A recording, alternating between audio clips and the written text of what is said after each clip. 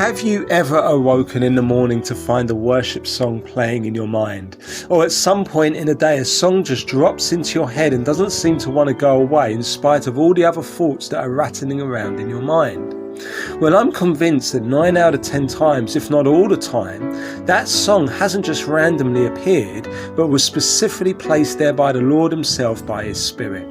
Now, whether that be because he wants to remind you of some of the doctrinal truths that are penned in that song, or because he wants that song to help you with the various battles or temptations that might come your way that day.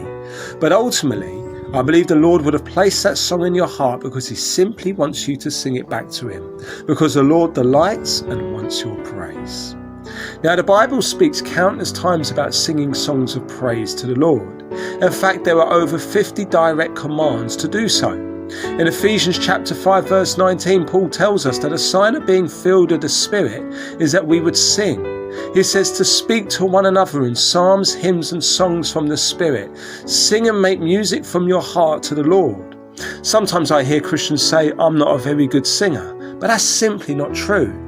If you are born again, you are the greatest singer. The Spirit of God lives in you for this purpose. The great preacher C.H. Spurgeon once said, "Saved sinners make the best singers."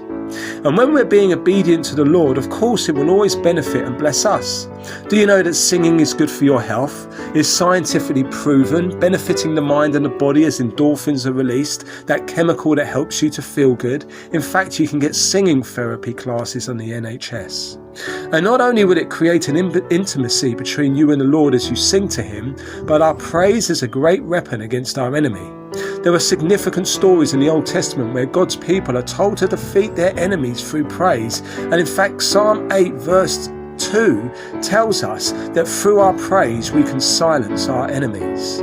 But ultimately, praise brings glory to our God. It pleases him. So the next time you have a melody playing in your mind, don't stay silent. Sing it back to your Father, because if you don't, God's word hints to us that the rocks might cry out. And I wouldn't want anything else to steal my praise, would you?